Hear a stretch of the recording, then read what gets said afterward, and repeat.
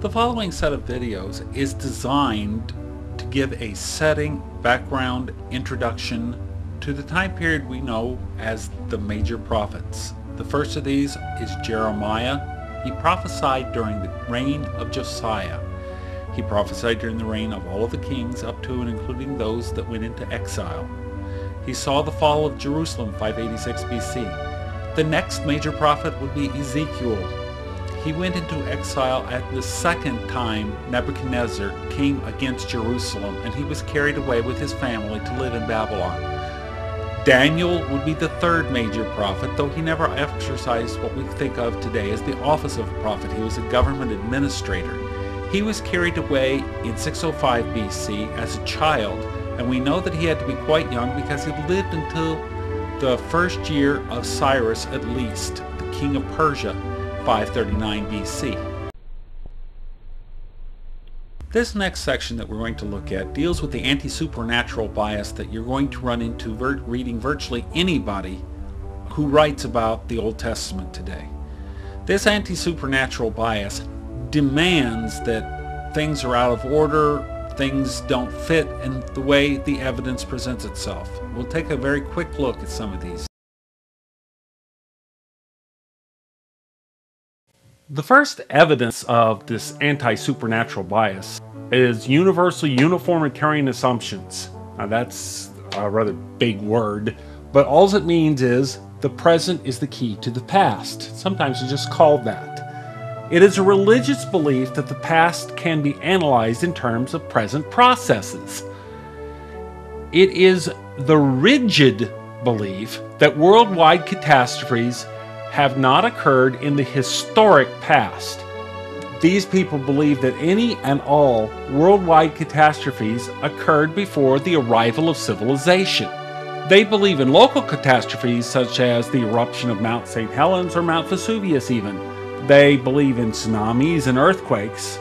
But Plato's description of the destruction of an entire continent of Atlantis in the Atlantic Ocean in one night is considered impossible. The sun standing still for Joshua, or even going backwards for Hezekiah, are dismissed out of hand. A worldwide flood which destroyed all life on earth as a judgment on sin is viciously attacked. Second evidence of this anti-supernatural bias is that any evidence contrary to it is censored. One example is the top of Mount Everest.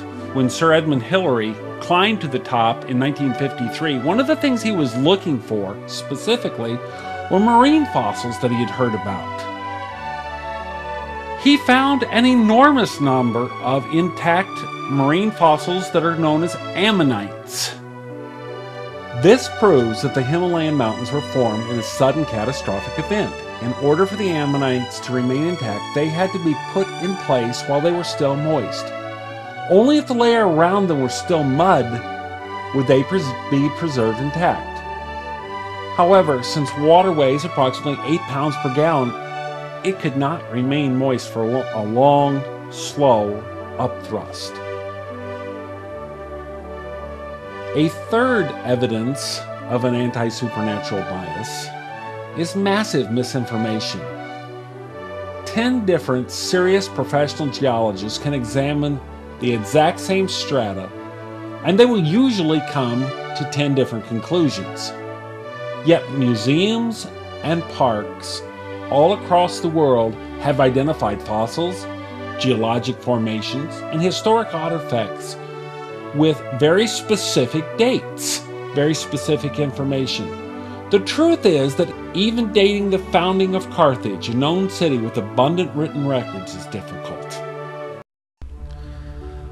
Another example of how history is being distorted today is this idea that Neolithic man was a simple Stone Age man who's the cave dweller. Well, today people live in caves, sometimes for shelter, sometimes just for a party. But for whatever reason, there is no indication that the culture of the people who lived in caves was vastly inferior to the culture today. There's not even any indication that most of the people on Earth were living in caves at that time. They might have been shelters as people were around hunting. They might have been shelters for people who were sailing or exploring. We don't know the purpose, but we do know that if we accept this evolutionary dogma of moving from the simpler to the complex, we'll never understand what we're looking at when we're examining ancient history.